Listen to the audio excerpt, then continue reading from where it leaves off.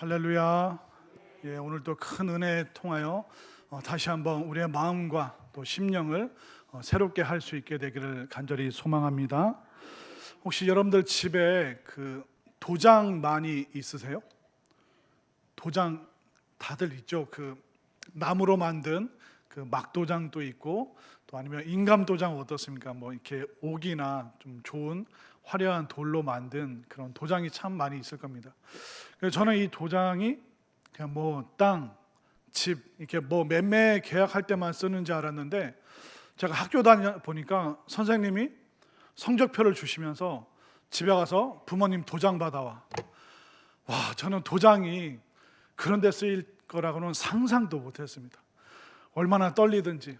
담대한 제 친구들은 나 어제 몰래 도장 받아온 그렇게 됐어. 이제 그렇게 저는 너무 신실하고 진실하기 때문에 혼이 나도 그냥 부모님한테 그 도장을 받았던 기억이 나는데, 도장은 참 이게 쓰임새가 굉장히 많죠.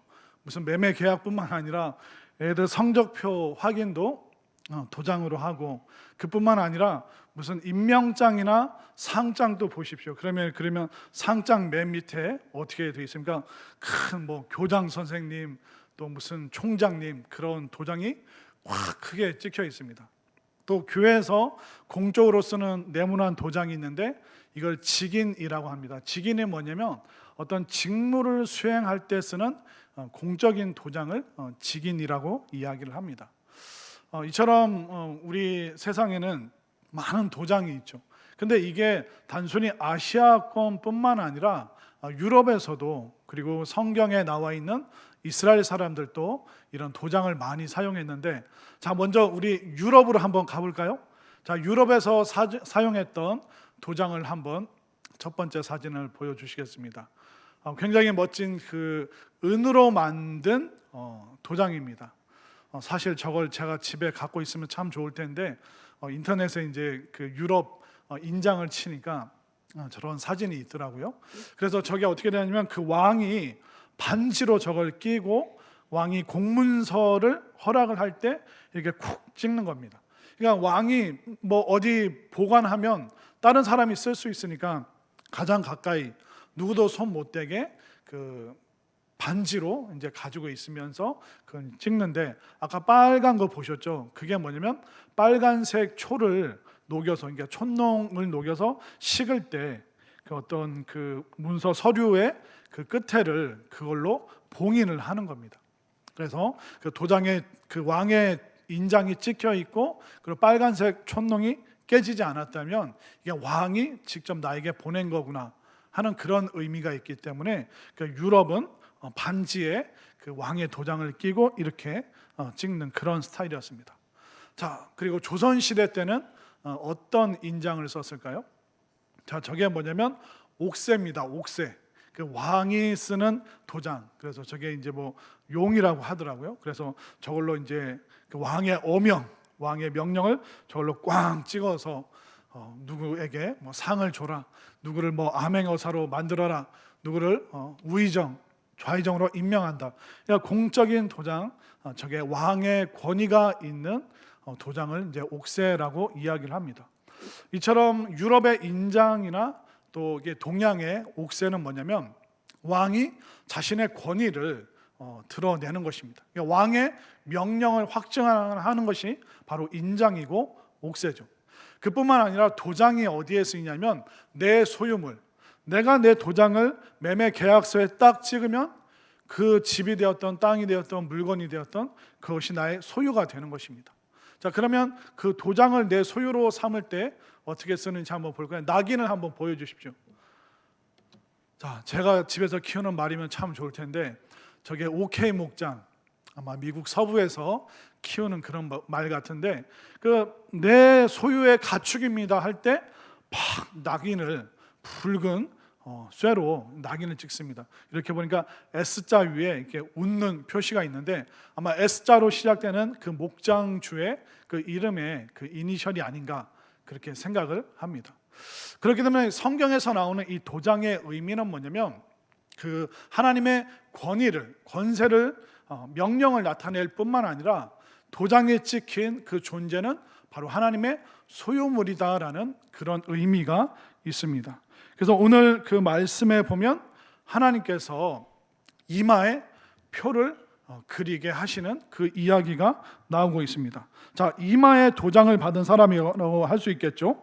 자, 3절 말씀에 보면 그룹에 머물러 있던 이스라엘 하나님의 영광이 성전 문지방에 이르더니 여호와께서 그 가는 베옷을 입고 서기관의 먹그릇을 찬 사람을 불러, 그러니까 붓이랑 그 붓에 먹을 찍을 수 있는 그 그릇을 옆구리에 차고 있는, 그러니까 서기관은 율법책을 이렇게 필사했던 사람들입니다. 그렇기 때문에 붓이랑 먹을 항상 옆에 차고 있었습니다.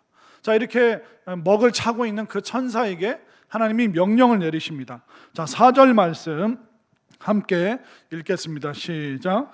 여호와께서 이르시되 너는 예루살렘 성읍 중에 순행하여 그 가운데서 행하는 모든 가증한 일로 말미암아 탄식하며 우는 자의 이마에 표를 그리라 하시고. 자, 이마에 표 위에 숫자 1이라고 써 있나요? 예, 그 일자 밑으로 쭉 내려가면 히브리어 문자 타우를 가리킨다라고 얘기를 하죠. 그렇게 되면 이 먹그릇을 가지고 있는 서기관 천사가 그 사람들의 이마에 먹으로 그 히브리어 알파벳 타우를 이제 딱 쓴다는 그린다는 그 표현을 하고 있습니다. 그뿐만 아니라 6절 말씀을 볼까요?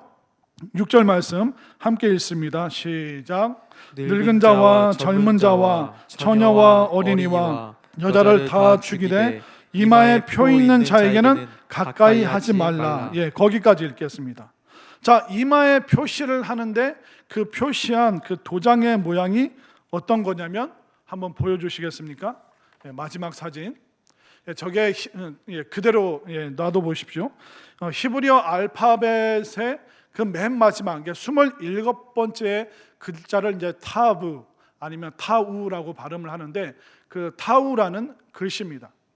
근데 이 그 문자가 이마에 먹으로 새겨진 사람은 바로 심판과 재앙으로부터 벗어난다고 이야기를 하고 있습니다.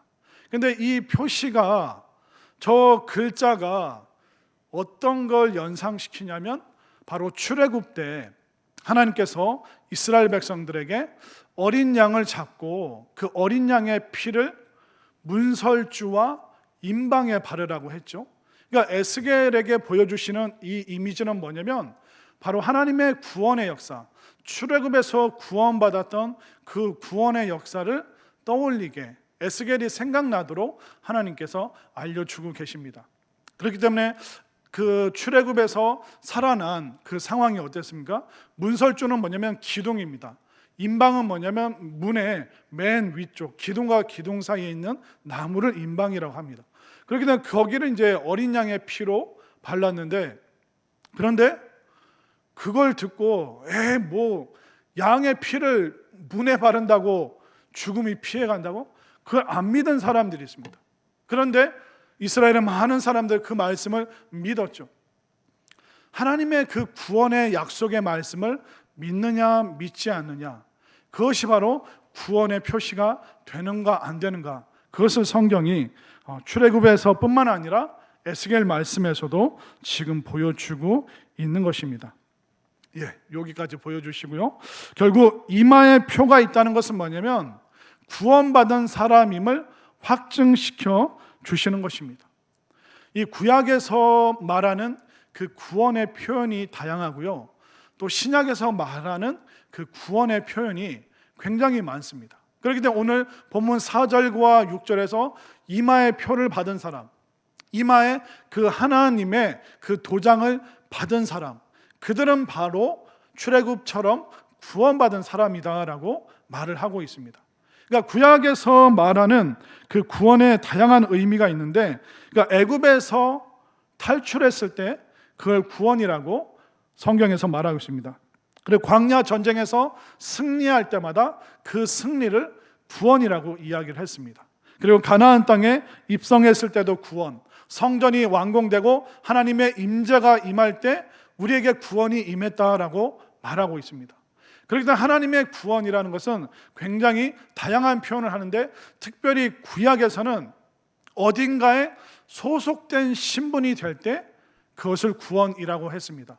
그러니까 이스라엘의 거룩한 회중의 모임에 온 사람들, 그러니까 거룩한 모임에 동참하고 들어올 수 있도록 허락받은 그 사람들, 그러니까 그 사람들이 이방인이어도 하나님의 거룩한 총회에 들어올 수 있으면 그 사람은 구원받은 사람입니다. 출애굽할 때요, 이스라엘 백성들만 탈출한 게 아닙니다. 출애굽할 때 수많은 잡족, 그러니까 애굽에 있었던 수많은 이방인들이 이스라엘 백성들 따라서 왔는데, 그들이 시내산에서 하나님의 율법을 받고 그 말씀대로 살겠다 했을 때 하나님께서 그들을 이방인 취급하지 않으시고 하나님의 거룩한 총회, 거룩한 신분에 이스라엘에 들어올 수 있게 해 주셨습니다. 그렇기 때문에 그 구약의 구원의 개념이라는 것은 바로 거룩한 곳에 동참할 수 있는 그 신분이 변화됐을 때 구약에서는 주로 그것을 구원이라고 표현합니다. 근데 신약에서는 죄사함, 믿음으로 말미암아 죄사함 받고 깨끗해지는, 여러분들 물 세례 기억나시죠? 세례 받는 이런 깨끗해짐이, 죄사함을 바로 구원이라고 많이 표현을 했습니다. 근데 신약에서 또 무엇을 구원이라고 얘기를 하냐면, 병든 사람이 치유받았을 때 구원받았다, 또 귀신이 떠나갔을 때 이 사람에게 이제 구원이 임했다라고 말했습니다. 잃어버린 아들이 아버지 집에 왔을 때도 구원받았다고 말을 합니다. 그리고 내 마음이 더러움에 빠졌다가 깨끗해졌을 때 그것을 또 구원이라고 신약에서는 표현하고 있습니다. 그렇기 때문에 지금 오늘 본문에, 구약 본문에 나오는 이마의 표를 받았다, 타오라는 그 문설주와 임방을 연상케 하는, 그 출애굽의 구원을 연상케 하는 그 표시가 이 사람이 바로 구원받은 사람이다라는 그런 의미를 우리에게 알려주고 있습니다. 그렇기 때문에 구약과 신약의 이 구원의 거대한 의미를 다른 표현을 하자면, 하나님의 큰 생명과 큰 은혜 속에 내가 속해 있을 때 그것을 우리가 통틀어서 구원이라고 말할 수 있습니다. 그러나 아무나 이 큰 생명과 큰 은혜에 들어올 수 있는 것은 아닙니다. 하나님의 그 구원의 표시, 그리고 구원의 도장, 또 구원의 그 놀라운 은혜를 받는 사람은 따로 있다는 겁니다. 그 사람이 누구인지 오늘 성경이 알려주고 있죠. 자, 4절 말씀을 한번 볼까요? 자, 4절 말씀, 어떤 감정을 지닌 사람이 구원에 소속되는가? 4절 읽습니다. 시작. 여호와께서 이르시되 너는 예루살렘 성읍 중에 순행하여 그 가운데 행하는 모든 가증한 일로 말미암아 단식하며 우는 자의 이마에 표를 그리라 하시고. 구원의 그 도장이 누구에게 주어집니까? 모든 가증한 일로 말미암아 탄식하며 엉엉 우는 사람들. 그렇기 때문에 우리 민족의 죄악, 우리가 왜 이렇게 우상 숭배에 빠지고 우리 조상들이 어쩌다 이 지경이 되었는가? 조상들을 비난하고 손가락질을 하는 것이 아니라 그 죄를 내 죄로 끌어안고 엉엉 우는 사람에게 지금 하나님께서 참된 신자다, 참으로 구원받을 사람이다, 이스라엘 백성 중에서 내 백성이 될 수 있는 사람이다, 하나님께서 그렇게 인정을 해주고 계시는 것입니다. 그렇기 때문에 하나님의 구원의 그 확증을 받는 것이 얼마나 중요한가 우리가 알 수 있습니다. 이 이마에 표를 받으면 어떤 은혜가 임합니까? 자, 6절 말씀을 한번 볼까요? 6절 말씀 제가 읽겠습니다. 늙은 자와 젊은 자와 처녀와 어린이와 여자를 다 죽이되. 그러니까 하나님의 심판이 임하면 벗어날 사람이 아무도 없습니다. 그런데 이마에 표 있는 자에게는 뭐 하지 말라? 가까이 하지 말라. 그 죽음이, 그 심판이 이마에 표를 받은 구원받은 사람에게는 가지 못하게 해라. 그렇게 하나님께서 천사들에게 명령하고 계십니다. 그렇기 때문에 내가 구원받은 신앙인가, 그냥 단순히 교회 오래 다닌 신앙인가, 이것을 우리가 구분할 수 있어야 됩니다. 이스라엘 백성이라면 다들 율법에 대해서 아는 사람들입니다. 그리고 매해 참석하지 못해도 그래도 그 제사 제도에 참여했던 사람들입니다. 그리고 혈통적으로 우리는 3대, 4대 믿는다고 하는데 그들은 수백 대를 믿어서 지금 여기까지 수십, 수백 대를 거쳐서 살아온 사람들이에요. 혈통적으로 너무나도 굉장히 오랜 시간 그들은 하나님을 믿는 율법이 무엇인지 또 하나님을 경배하는 제사가 무엇인지 아는 사람들이에요. 근데 그들에게 뭐가 임했습니까? 바로 심판이 임하고 있습니다. 근데 그 이스라엘 백성들에게 심판이 임하는데 심판 안 받는 사람들은 누구예요? 참된 신자들. 타락한 그 죄악에 대해서 두려워하고 무서워하고 회개하면서 울주하는 그 사람들만이 참으로 구원받은 사람이다라고 말하고 있습니다. 이 말씀이 정말 두려운 건 뭐냐면 우리가 교회 오래 다니면서 헛된 신앙인데 내가 구원받은 신앙이라고 오해를 하고 착각을 하면서 교회를 다니는 사람들이 있을 수 있다라고 우리가 알아야 되는 것입니다. 우리가 교회 울타리 안에 들어오잖아요. 그리고 이 교회 문화가 익숙하잖아요. 그러면 내가 구원받은 신앙이 없는데도 그런 옆에 사람들이 그렇게 행동하니까 나도 구원받은 사람의 행세를 하기 시작합니다. 그러니까 교회 오는 횟수도 조금 더 늘어나고 이런저런 봉사도 하고 그리고 기도도 하고 여러 가지 일들을 다 하는 거죠. 그러면서 나도 집사가 돼야 되는 거 아닌가? 저 사람 보니까 나보다도 못한데 야 내가 장로하면 잘하겠다. 교회에서 자꾸 뭔가 다른 심사가 생겨나기 시작합니다. 그러면서 내 속에 있는 좋지 않은 선입견들, 가치관들 그걸 막 교회 안에서 서서히 드러내기 시작합니다. 그때부터 굉장히 위험해지는 것이죠. 야, 내가 교회 울타리 안에 있는데 다른 사람보다 못해서 되겠느냐?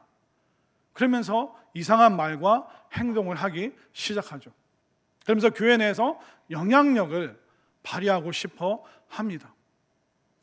그럼 여러분들 그 교회 안에 보면 제가 보니까 뾰족한 사람이 있고 둥글둥글한 사람들이 있더라고요. 근데 뾰족한 사람은 뭘로 뾰족한지 아세요? 말하는 거 보면 압니다. 둥글둥글한 사람이 파마를 하고 교회에 왔어요. 그럼 뾰족한 사람은 뭐라고 말하게요? 머리 어디서 했어? 너 머리 그렇게 하고 오니까 무슨 떡판 같다야, 떡판. 말을 이렇게 해버려요, 뾰족한 사람. 그럼 둥글둥글한 사람은 착하니까 뭐 내가 그렇게 하려고 그런 거 아닌데 아이고 그렇게 나왔네. 아니 이렇게 못된 말 하면 받아쳐야죠. 너는 뭐 얼마나 이쁘냐? 너는 뭐 얼마나 잘났냐? 그렇게 말을 해야 할 수 있어야 되는데 둥글둥글한 사람은 죽었다 깨어나도 바른 말, 또 그 사람을 또 질책하는 말을 못합니다. 그래서 제가 깨달았어요.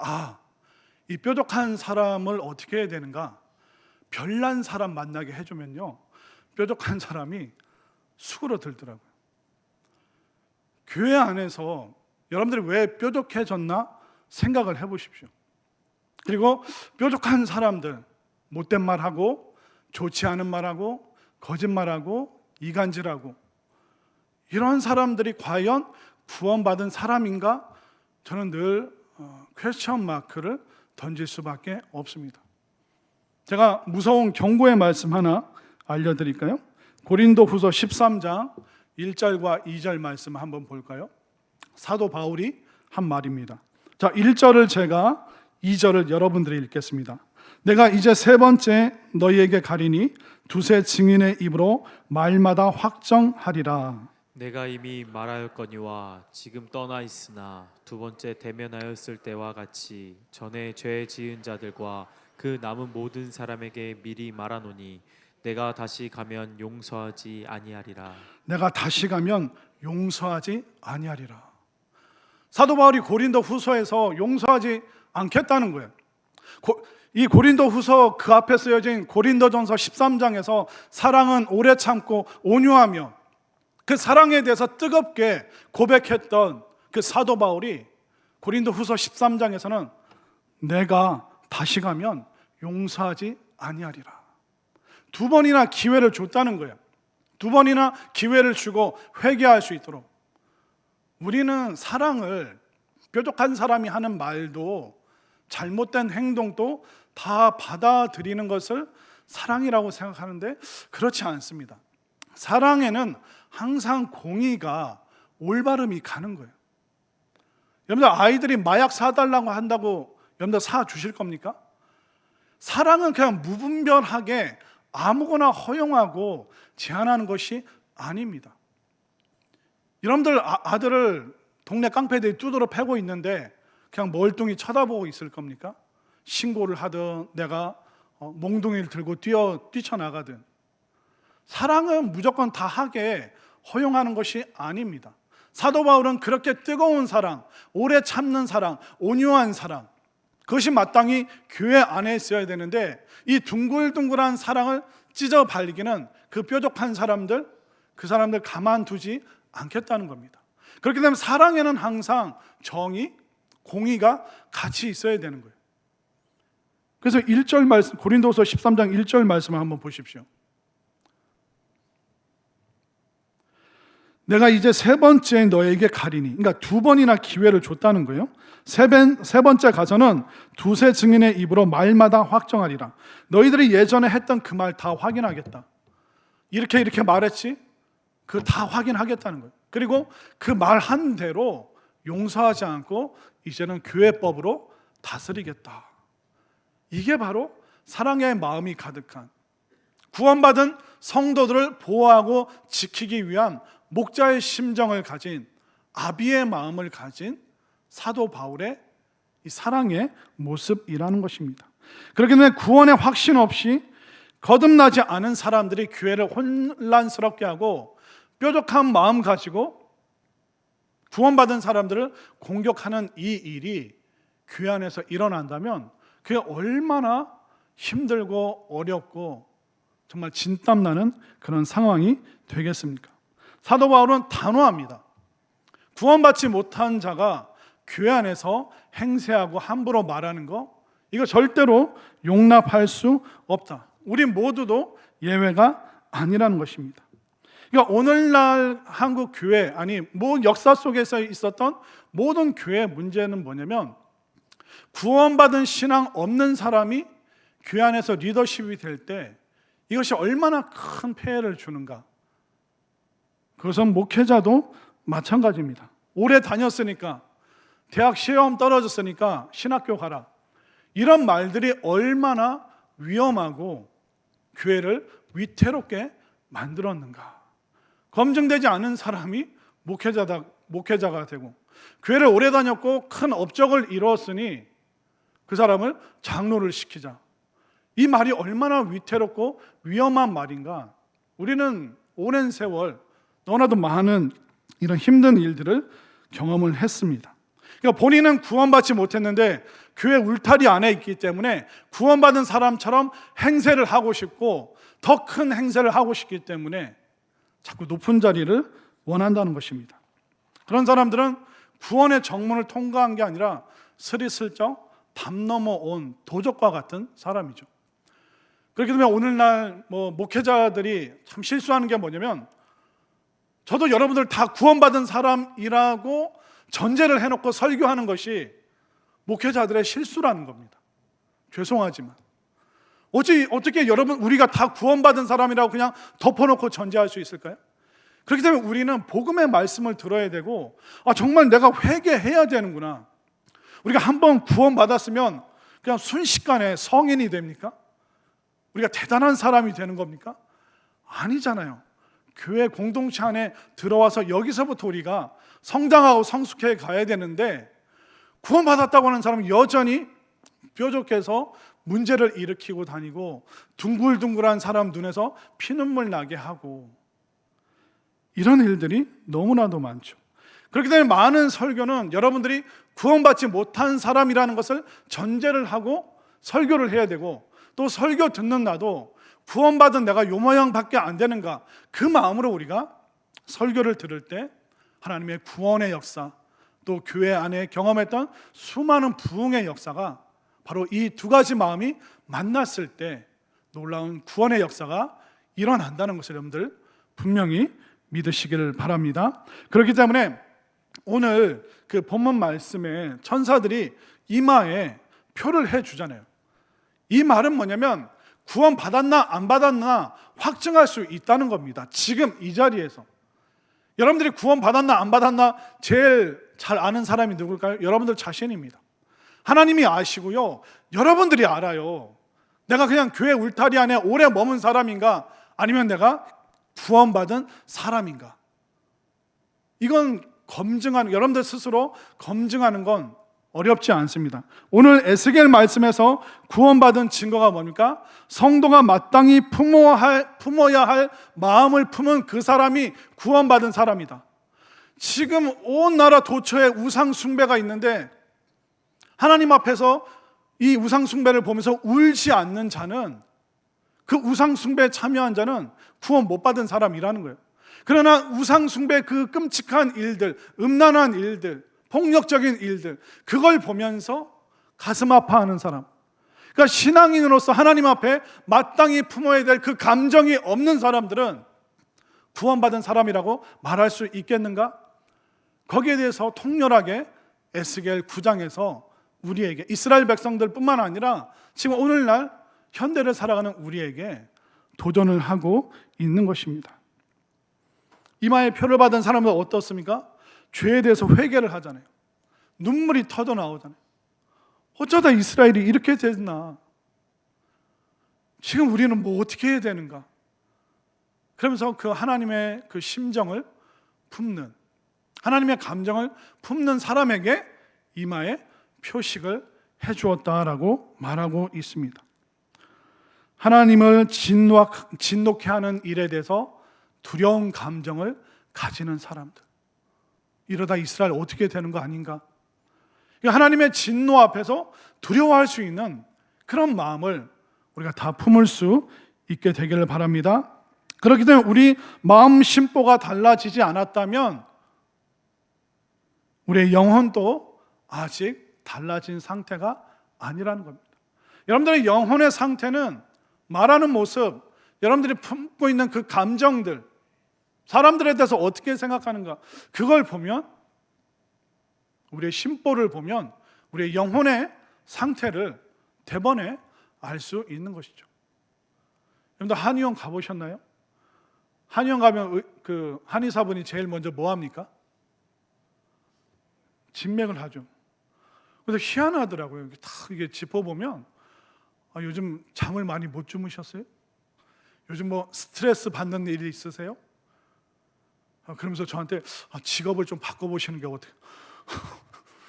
예, 그건 좀 나중에 70 넘어서 한번 생각을 해보겠습니다. 그 알더라고요. 스트레스 받는지 안 받는지. 그러니까 맥 뛰는 것만 봐도 이 사람이 한 달 동안 어떻게 살았는지 알아내더라고요. 신기하더라고요. 그런데 불꽃 같은 눈으로 우리를 보시는 하나님께서 함부로 아무에게나 구원의 징표를 주실까요? 한의사도 우리의 그 상태를 아는데, 성경 말씀 통해서 우리의 마음을 비춰보면 우리가 알잖아요. 내가 구원받은 신앙인지 그냥 교회 울타리 안에 오래 머물러 있는 사람인지. 근데 울타리 안에 오래 머물러 있는 사람이라고 해서 구원받는 게 아닙니다. 하나님 앞에 두려운 감정으로 그 죄에 대해서 무서워하는 그 감정이 없는 사람은 내가 이런 말 해도 되나? 이런 마음 품어도 되나? 나 왜 이러지? 이런 감정이 없는 사람들은 감히 구원 못 받았다라고 그렇게까지 말할 수 있는 것입니다. 에스겔은 성도가 마땅히 품어야 될 그 감정을 품은 사람은 구원의 반열에 들어섰다. 그러나 우상 숭배 속에서도 조금도 두려워하지 않고 부끄러워하지 않고 무서워하지 않는 사람들이 어찌 구원받은 사람이라고 할 수 있겠는가? 극명하게 에스겔은 거기에 대해서 이야기를 하고 있죠. 지금 하나님께서 얼마나 진노하셨는지 한번 볼까요? 자, 오늘 본문 10절 말씀을 한번 보겠습니다. 오늘 본문 10절 말씀 다 함께 시작. 그러므로 내가 그들을 불쌍히 여기지 아니하며 긍휼을 베풀지 아니하고 그들의 행위대로 그들의 머리에 갚으리라 하시더라. 구원자 되시는 하나님을 진노하게 할 정도의 그런 못된 마음이라면 이마에 표를 받았다고 말할 수 있을까요?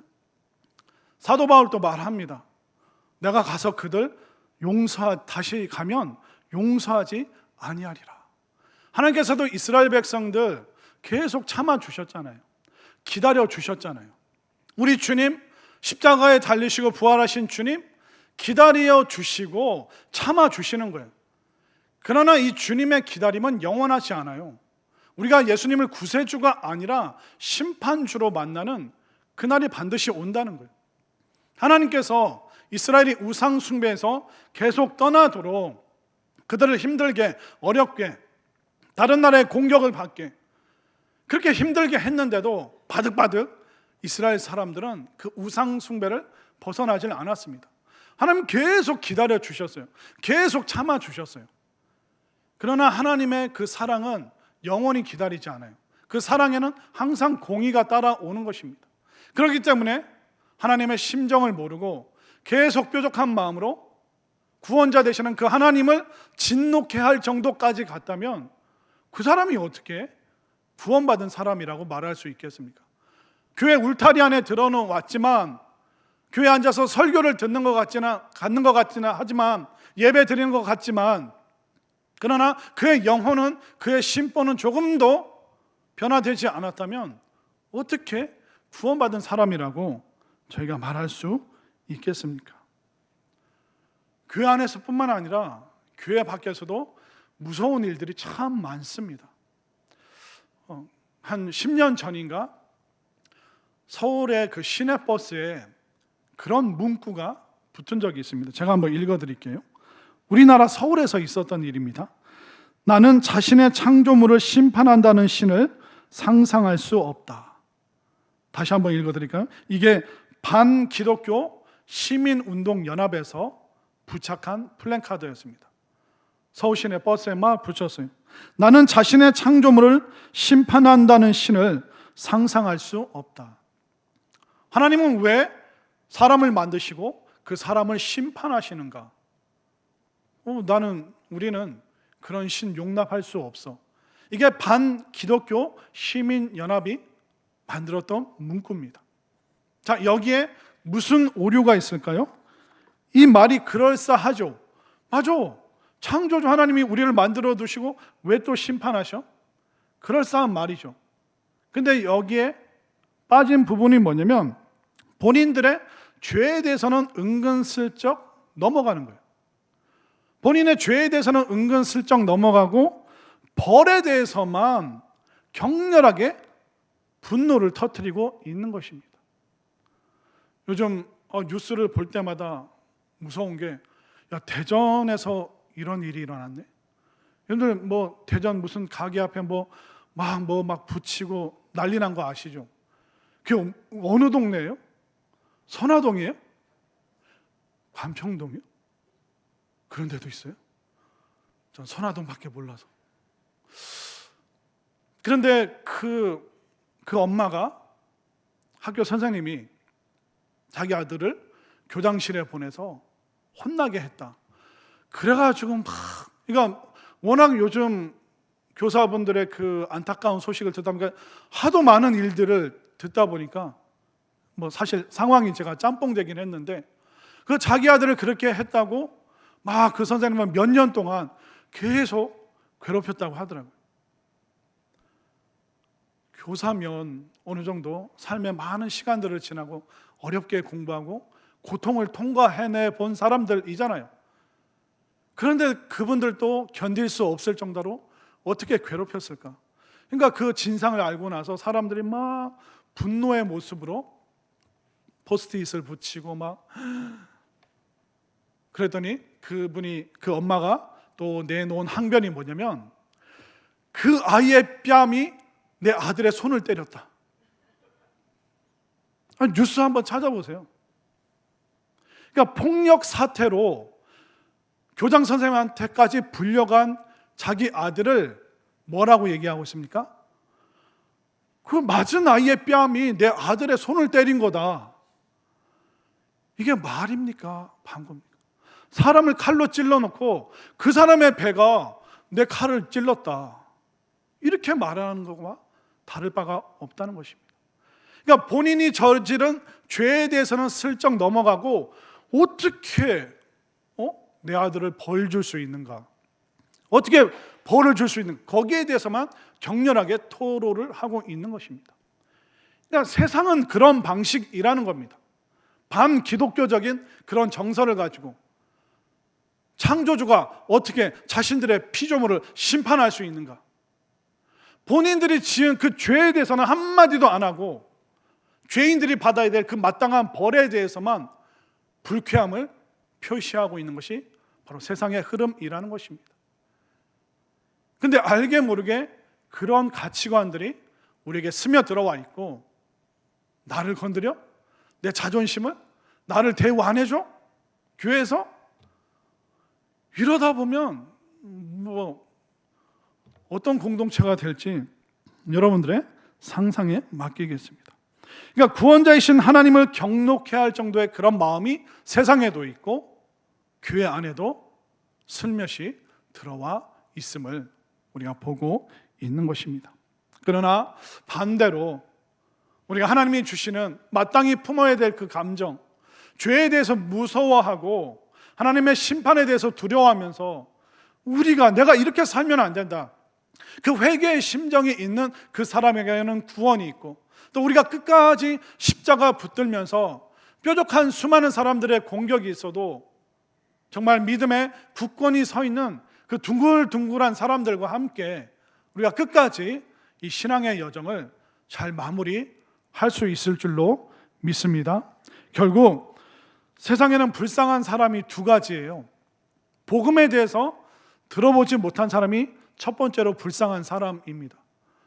두 번째로 불쌍한 사람은 누구냐면 교회를 다니고도 구원에 이르지 못한 사람들. 이 사람들이 너무 불쌍한 거죠. 가끔 여러분들 그 설교 들으시면서 그런 말 하시는 분들이 있어요. 목사님, 오늘 그 얘기 내 얘기예요?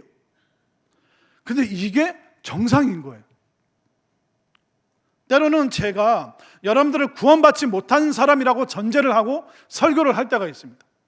근데 그 마음의 찔림을 받는 사람들은 어떤 사람일까요? 구원받은 사람이에요. 예전에 수련회 갔는데 어떤 청년이,